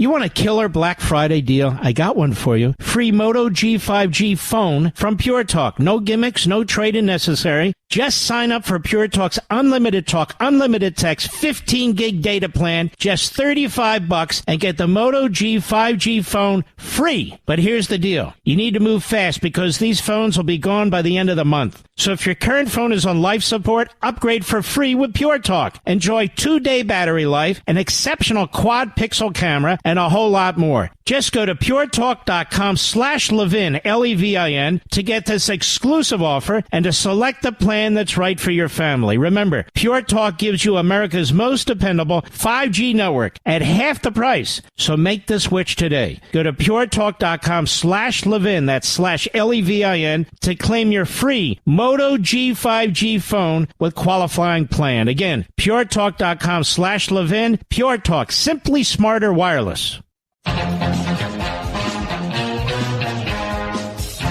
Yeah, so as we discuss all this, I have to laugh. I really do. I have to laugh. It's just, but it's not funny, though. It really isn't. When you tie it into the article that I share with you in the first hour of the Mark Levin Show, the show's flying by tonight, about how China is now expanding their naval supremacy in the South China Sea, preparing for a potential engagement with the United States. And they are spending more and more of their time and their money detecting our submarines. They are using listening devices. They're using helicopters. They are doing everything that we would look at to be provocative in international waters, mind you, international waters. And they are rapidly expanding their submarine fleets. Their submarine fleets, rapidly doing so with nuclear technology, making it silent hunters in the sea, and now being able to fight back against us. So I listened to Joe Biden go on and talk about and say, well, China is going to help crack down on fentanyl. I think you're an idiot. I mean, you are so compromised by them, you cannot even see straight, man. You can't even see straight. He doesn't want to, though. See, it's not about, I told you this earlier as well. When it comes to China, remember this. It doesn't matter if they help Iran. It doesn't matter if they help Russia. What matters is they sign a climate accord. That's what matters. That's why when Xi Jinping was in the room, who was next to him? Couple feet down, couple of chairs down. John Kerry, the climate czar. There's Horseface Kerry right there. Sit a couple chairs down. Because the climate accord is more important to the Democrat Party, to this administration, than anything regarding national security, international security, anything. So it doesn't matter. Xi Jinping could be best friends with Iran, and he is. He could be Xi Jinping best friends with Putin, and he is, as long as he signs the climate accords. That's all the United States of America cares about. That's our policy. That's our foreign policy priorities. Because climate change is the greatest existential threat. So who cares if China helps enrich our enemies, and who cares if China smuggles fentanyl into this country? I mean, I have to laugh. You have to, or you'll go insane.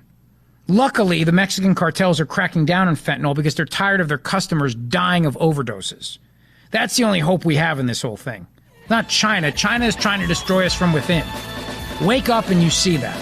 Wake up and realize that the only answer to it is deterrence, period. Hour number 3 of the Mark Levin Show with me, Rich Zeoli, straight ahead.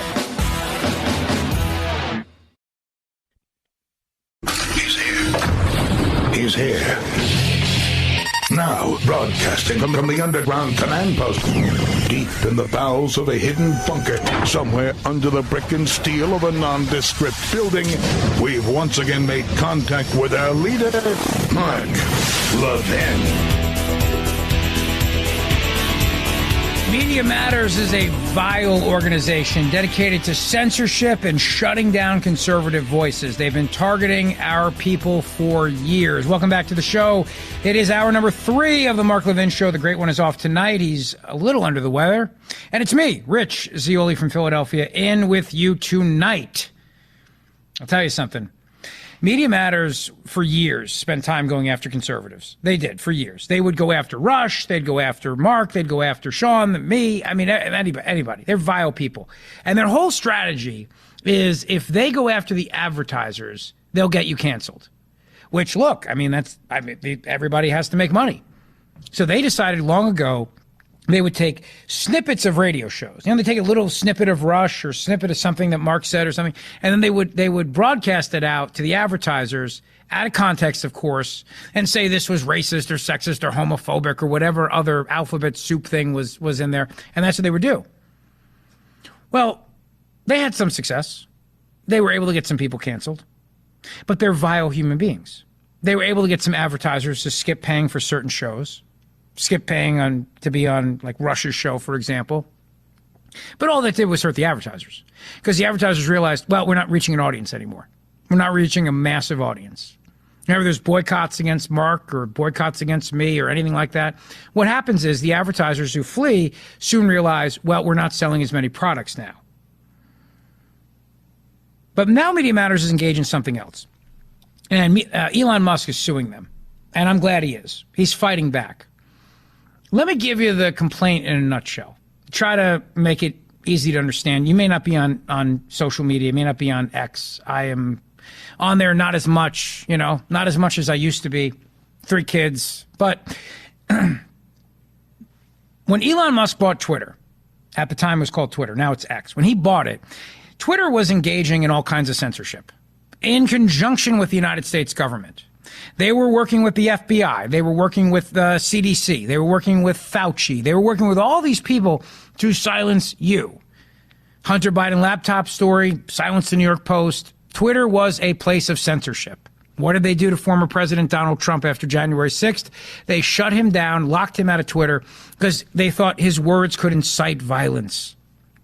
Elon Musk buys it and says, that's all gone now. We're going to have a free, open platform.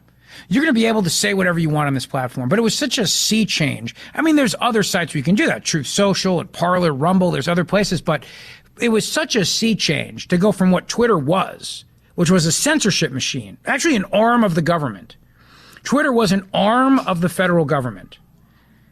It was Senator Rand Paul who made this point, that he was amazed at how the FBI, or maybe it was Elon Musk who made this point, it was so amazed at how the FBI was so far in on Twitter when he got there, how they had embedded themselves so far in. Well, the entire censorship complex realized early on that big tech was their friend. Big tech was on their side. Whether it's little Mark Zuckerberg or it was Jack at the time who ran Twitter, Google, they're all lefties. They're all lefties, so they'll join in. They'll join in the censorship parade of conservative voices. They'll put out the narrative, whatever it is. Masks work, vaccines don't have side effects, whatever the narrative is, they'll dutifully do it. And if you disagree with those things, if you were to go on social media and say, our kids should be in a classroom, the masks don't work, and you know what about maybe vaccines for young, healthy males is causing a problem with their heart? If you said any of those things, you would just be shut down. If you said that the Hunter Biden laptop was real, you'd just be shut down. They would censor you. Elon Musk buying it was a sea change, because all of a sudden now, this very platform that was the epitome of what big tech is, a lefty censorship arm, all of a sudden now, you're allowed to say things. You're allowed to say things again. And this was a problem. This was a huge problem. The guy who made electric vehicles popular with the masses, who at one time was a hero to the climate change crowd, was now the greatest existential threat to America. What the left does not like is when you have the ability to express your ideas, when you have the ability to hear competing thoughts. This is why people like Kathy Hochul, the governor of New York, came out today, and actually I'll play this clip, Mr. Producer. She came out today and she said that we're going to start teaching young people early on to recognize misinformation and disinformation, because at the end of the day, we in the government always want to be able to tell you what's real and what's not real. We want to control the information, because that's what good little tyrants do. Take a listen. Today I'm directing the Director of Division of Homeland Security and Emergency Services to develop media literacy tools for K through 12 in our public schools. This will teach students and even teachers to help understand how to spot conspiracy theories and misinformation, disinformation, and online hate. Start talking about what we're seeing out there. Give the teachers the tools they need to help these conversations in school. And by teaching younger New Yorkers about how to discern between digital fact and digital fiction, we can better inoculate them from hatred and the spread of it. and help prepare them for a very fast-moving and often confusing world. Yeah, and we'll tell you, we'll help you end the confusion, because we'll tell you what's real and what's not real.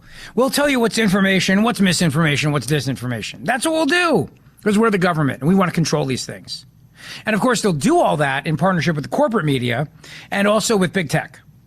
So Musk comes along and says, all right, now there's this platform, you can speak about it. So the Media Matters says we got to cancel Elon Musk. So here's what the complaint alleges in a nutshell. And Tracy Beans from Uncover DC did an excellent job of breaking this down. She got a great thread of this on X, but I'll try to make it easy to understand. Musk decided that there's an algorithm that you can use. Algorithms, you know, these automatic programs, basically, you can kind of set them for anything. What he decided was you can do the algorithm that'll show you the kind of content you want to see, or you can kind of make your own algorithm, basically. So Media Matters went to these other accounts. They found these accounts, and they took them over.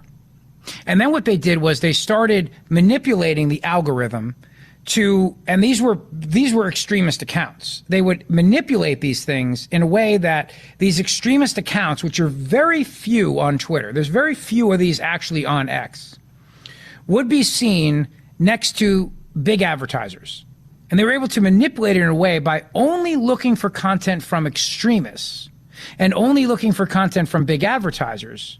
They were able to manipulate it so that the two would show up side by side. But they were the only ones seeing it.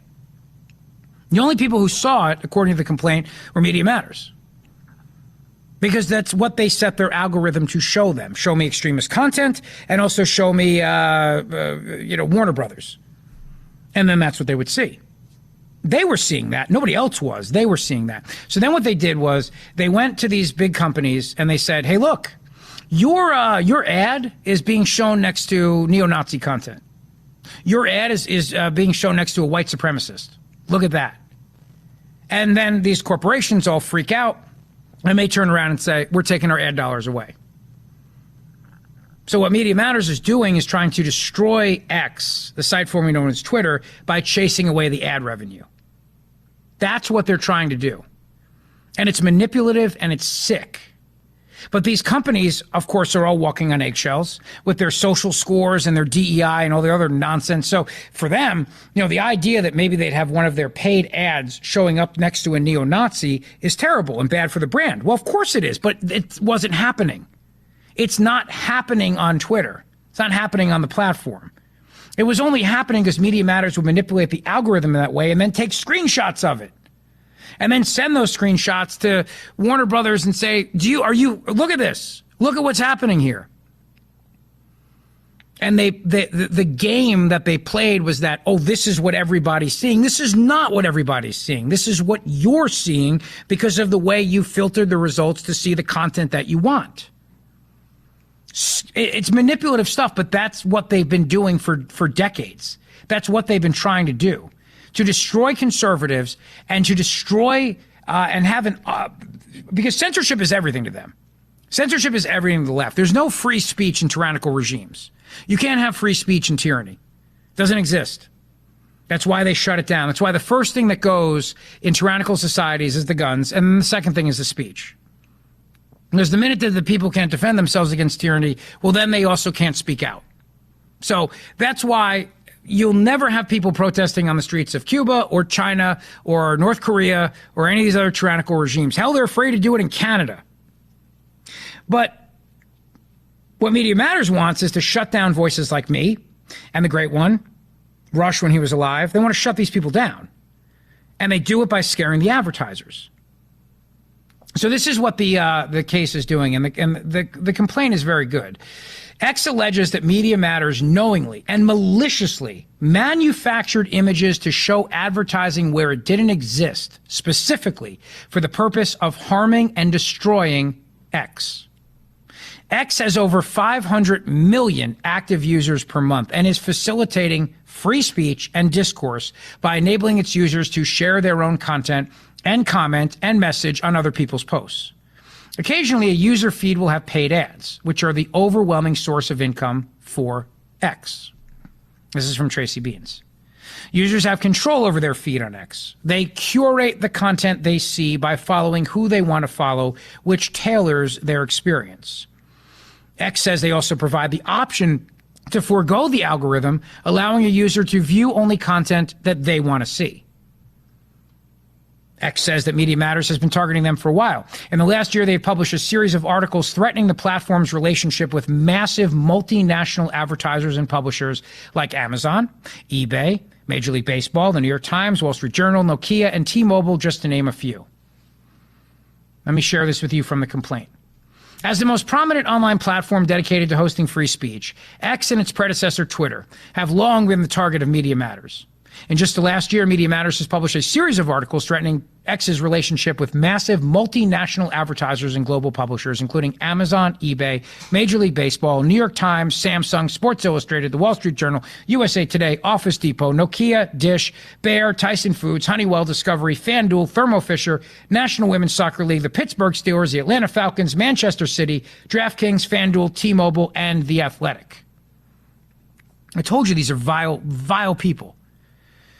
Just this month, Media Matters for America has released over 20 articles disparaging Elon Musk and X itself, and it appears they are using the scoring method of the World Economic Forum. Here's what X alleges that Media Matters for America has done. I'll share that with you and how they did it, and how they were able to achieve this. These vile pond scum people that are dedicated to censorship and shutting down free speech. And the way that they manipulated this to be able to put the advertisers in a position where they felt like they had no choice but to run. I'll give you all the details on that as the Mark Levin Show continues. Don't go away. Mark Levin.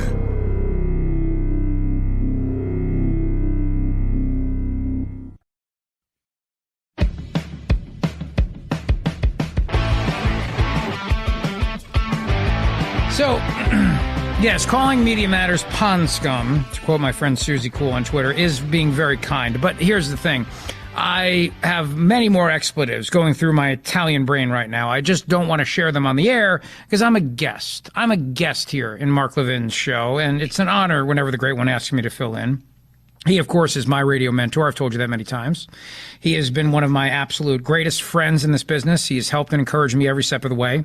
So even though I have a litany of expletives for Media Matters of America, I'm going to keep them inside. Because even though I know Mark agrees with me, we also don't want to get canceled by the FCC. So know in my head, it's a lot worse. And it has a lot of me biting my hand like my grandfather used to do when he was angry, if you know what I mean. If you're Italian, you understand exactly what I mean. The point is this. You should get your signed copy of Mark's book, The Democrat Party Hates America. If you have not done it, you need to do it. You need to get your copy of that. It's an original first edition signed by the Great One himself. You don't want to miss out on this. If you do, you're going to regret it. You're going to regret it. Grab your initial first edition signed copy of The Democrat Party Hates America. Go to levinsigned.com. levinsigned.com. levinsigned.com. Do that today, please. You'll enjoy the book. It's an excellent book.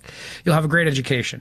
When I was in the World War II Museum recently, I got to see a whole exhibit about the internment of the Japanese Americans by Franklin Delano Roosevelt, the hero of the left, and the tyranny of the Supreme Court in the Korematsu decision, where they ruled that, yes, in fact, American citizens without any due process whatsoever and can be forcibly removed from their homes and put into concentration camps.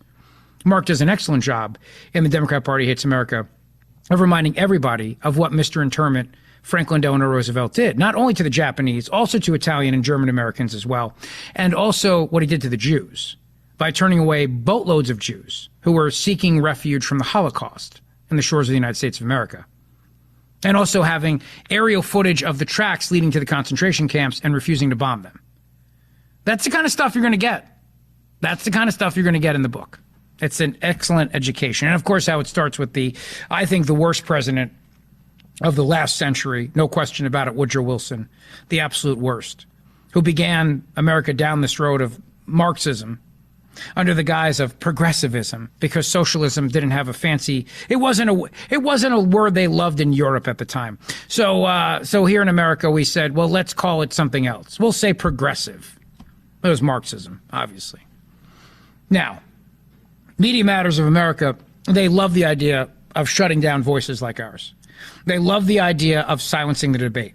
All tyrants do. It's what tyrants do. It's why Kathy Hochul wants to control information at the earliest ages. It's why you have the government of the United States of America, this weaponized Department of Justice, working with social media companies to moderate content. And so what Media Matters of America is alleged to have done here in this complaint, according to Elon Musk, and I'm so glad he's fighting back. I'm glad he's suing them. I'm glad he's going after them. And again, do I know this is true? No. I'm telling you what's alleged in his complaint. But he's a smart guy, and I don't think he'd be going down this road if it wasn't. If he didn't have the proof, it certainly seems to me like he's got the proof. Screenshots that Media Matters manipulated to show people. Undeterred by the truth, Media Matters has opted for new tactics in its campaign to drive advertisers from X. Media Matters has manipulated the algorithms governing the user experience on X to bypass safeguards and create images of X's largest advertisers' paid posts adjacent to racist, incendiary content, leaving the false impression that these pairings are anything but what they actually are. Manufactured, inorganic, and extraordinarily rare. This manipulation by Media Matters made these companies think that this is the commonplace on X, and that their ads are showing up next to these people. That's what they were doing. How they did it is incredible. What they were able to pull off, this manipulation, this lie, this great lie that they were able to perform. Oh, I got a lot of expletives in my head over this. This is the Mark Levin Show. Don't go away. This is the Octagon of Talk Radio, the Mark Levin Show. Call in now at 877-381-3811. By the way, there's a news flash I just received on my phone a few moments ago. Israel and Hamas ceasefire deal with hostage releases in final stages as Netanyahu meets officials. Negotiations between Israel and Hamas for a potential ceasefire and hostage release are in their final stages, Fox News has learned, with Prime Minister Benjamin Netanyahu meeting with top officials. President Biden has said Tuesday that hostage releases are very close to happening. That's just what came out a few moments ago. Obviously, if there are any other updates, I will share them with you here on the Mark Levin Show with me, Rich Zeoli, in for the great one tonight. Great to be with you. A lot to discuss. Let me take some calls, actually. Let me take a couple calls. Donnie's been holding for a while in Baltimore. Donnie, you are on the Mark Levin Show. How are you tonight? Hello, Donnie. Great job. Thank you, sir. Can you hear me? I got you. Yeah, great job, Rich, because we need to know what's going on. And you're covering a lot, and I'm connecting the dots. I'm a mega follower. The MAG I follow is My Almighty God Ascended. And what I see is elected officials are complicit in a goal of function agenda. And there's so many shiny pennies and cash cows. As we watch humanity go into a hell in a Dominion handbasket. Did Argentina use the voting machines? They said paper ballots. Gaza was given to the Palestinians from Israel. And the Hamas terrorists were elected as officials. And I want to know, America, does it feel familiar? I believe it's if all the smart people think it's a one world government, and I will beg to differ on that. Tired of getting played and trying to cash in on these shiny pennies by passing judgment and getting their own cash cows. Vengeance is mine, saith the Lord. And we just need to get a hold of this goal of function agenda, try to head it off, because it's a game of chess war, we're checkmate. Donnie, I hear you. Thank you, brother. Have a happy Thanksgiving. Thanks for calling the show. Appreciate it. Matt is in North Carolina. Matt, you are on the Mark Levin Show. How are you? Rich, big shoes to fill tonight, sir. Happy Thanksgiving. Same to you. Hey, I just wanted to mention, when I was a young man, I was in the ROTC, the Air Force ROTC, and we had a Lieutenant Colonel John Jaquish, and he was talking about nuclear capabilities of different superpowers, and at the time it was us and the USSR. And I asked, he said, the United States at the time could blow the world up how many times over, and Soviets could blow it up so many times over. I said, what? What's the point? If you blow it up once, why do you need to? He said, it's chest puffing. It's all about mutually assured destruction. If you mess with us, we're going to mess with you. We're going to launch on you if you launch on us. And that was it. And with that, I'll take your comments off the air. Great job tonight, sir. Thank you. Thank you, sir, and thank you for your service, and have a very happy Thanksgiving. I appreciate it. Yeah, look, I mean, the story that I shared earlier, and it's a Wall Street Journal piece, and it's an excellent piece, about China used to be lagging way behind in the submarine department. That's gone. That's changed now. They've got nuclear submarine technology. They used to be loud. They used to be, you could detect them miles away. Now they figured out the same silent propulsion. I mean, look, you think about how many Chinese knockoffs there are on Amazon.com. Intellectual property theft is a real thing. Well, they finally figured out how to get our intellectual property for our submarines. And they are building them at a record pace, far outpacing the United States of America and how we're building submarines. They've opened new ports to build them on the South China Sea. They are all in now on the game of naval supremacy. The only way peace stands is through deterrence. That's it, period. There are, like I said to you, I think it was the first hour of the show, I don't want to go to war with China, but that's not my decision. That's China's decision. We're not looking to take over anybody. We're not looking to conquer anybody. You know, despite what these college kids learn in school, the United States of America isn't looking to go take over anybody else's country. We're not looking to invade anybody, and we don't believe anybody else belongs to us. So whatever moves that China makes are going to be China's decision. And the only way we keep them in their lane is if they believe it will not work out in the end well for them. That's it. Peace through strength in a nutshell, right there. That's it. 877-381-3811. This is the Mark Levin Show. Skillet is in Iowa. Skillet, how are you? Indiana, where are you, Skillet? I'm in Clear Lake. All right, my friend. What's going on? Not much. I was just thinking, if Trump called the White House, had Uncle Joe on the line, he said, hey, look, Joe, I'll drop out of this race if you drop out. I think if they both did that, I think Trump would be in the clear on all these charges. I think he would be, because the charges are just purely political. There's no merit to them whatsoever. So you are right about that point, but he's not going to do that. And you know, he shouldn't, because then they win. They win then if that's what happens. If they can just prosecute you to get you out of the race, then they've won, because then the police state has done its job of intimidating its political enemies. Yeah. Hey, can I give a shout out to all the pit bosses out there in Atlantic City? Sure. Go ahead. Hey, you guys. You know who this is. It's old baby Jack. You guys wouldn't be gambling right now if it wasn't for my granddaddy. All right, Skillet. Thank you for that. Appreciate that. And all my best to the workers in Atlantic City as well. I was just there for a political thing last week, as a matter of fact. George is in Pennsylvania. George, it's me, Rich, in for Mark. How are you? Hi, how are you? This is George Ram, Gouldsboro, Pennsylvania. Am I on the air? I'm here. Hi. I'm on the air? Yes. Okay. Question for you. This fool, Joe Biden, who should have been in a nursing home 10 years ago, my question is, he wanted to guarantee $100 million of U.S. taxpayer money, your money and my money, to go to Palestinian. Now, doesn't he realize, hasn't anybody at the State Department told him it will be stolen by Hamas the first day? Because who does he think Hamas gets their recruits from but the Palestinians? I mean, can we stop him from giving away that money? Well, the Republicans are trying to stop it. And, George, thanks for the call, and have a very blessed Thanksgiving. Thank you. I mean, the Republicans are trying to stop it by carving out separate votes, you know, a vote up or down in Israel aid, which is what it should be, a vote up or down in Ukraine aid, which is the way it should be, and a vote up or down on humanitarian aid, up or down. These are what I'm talking about, up or down votes. Don't tie these things together and then have that debate. Have that debate exactly where the money's going to go to. And if you really believe it's going to be humanitarian relief and it's not going to be used by Hamas, then you're crazy. You're nuts. But you know, the Senate and the White House, they are demanding that all this aid be tied together, period.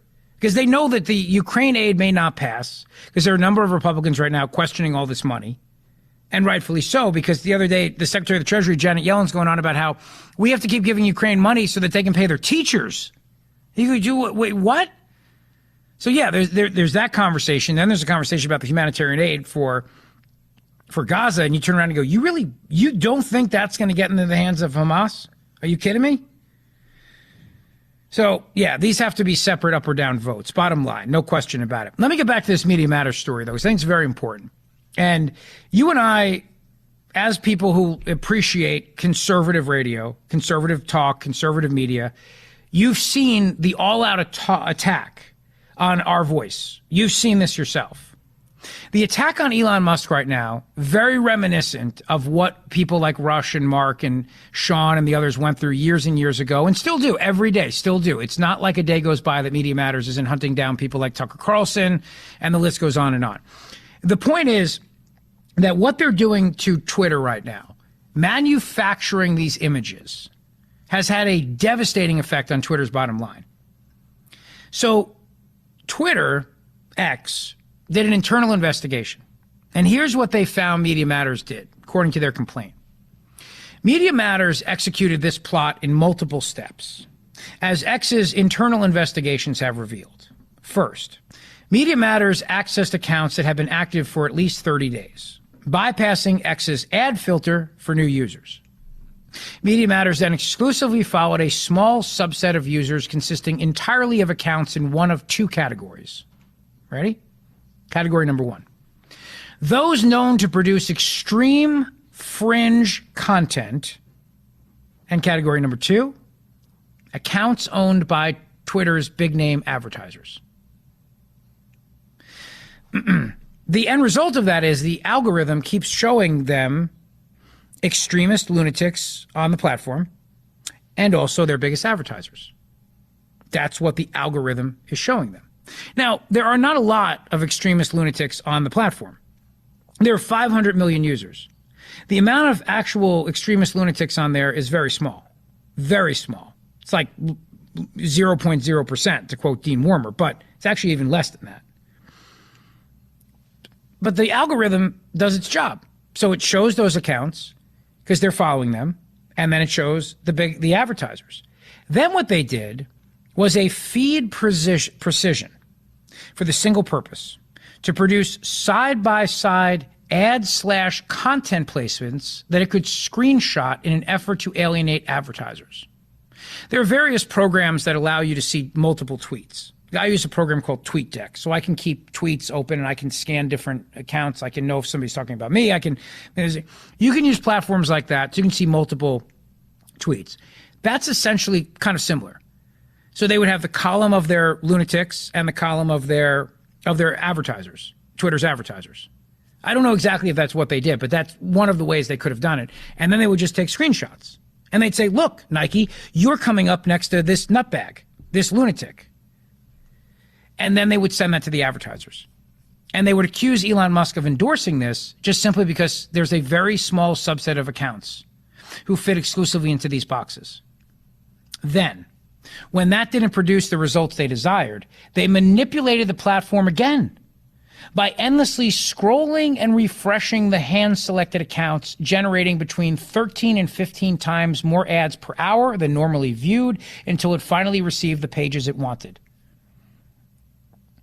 Then, it finally received pages the result it wanted, controversial content next to Twitter's largest advertisers' paid posts.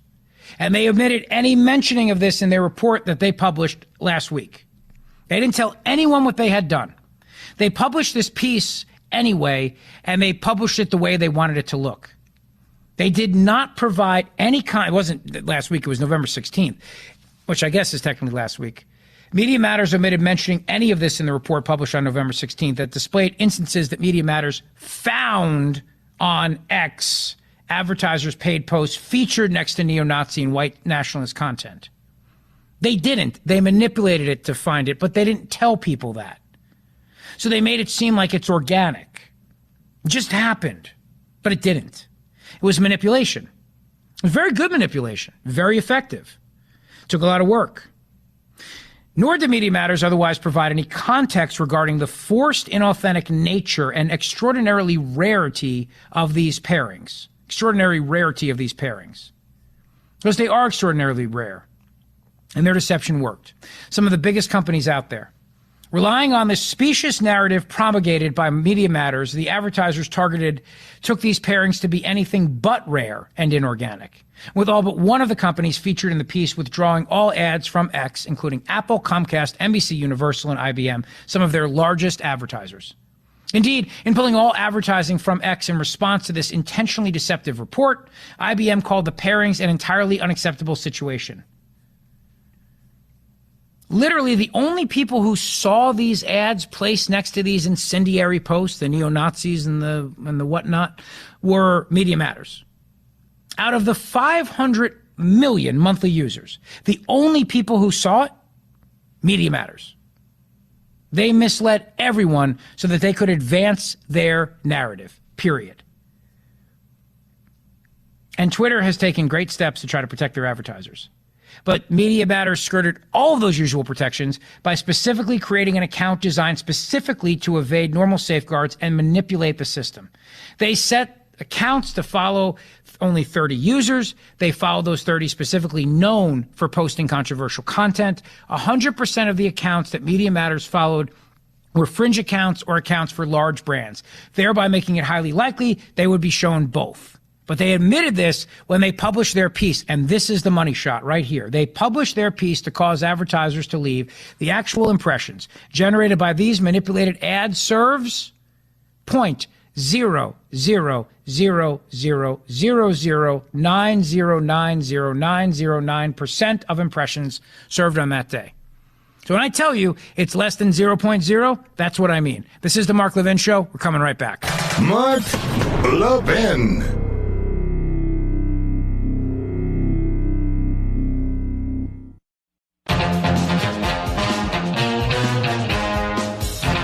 I don't know if you saw the picture of Biden's birthday cake, but it looked like the cake had a flamethrower on top of it, and he's clutching both sides of the table as he looks down on this thing that's clearly on fire.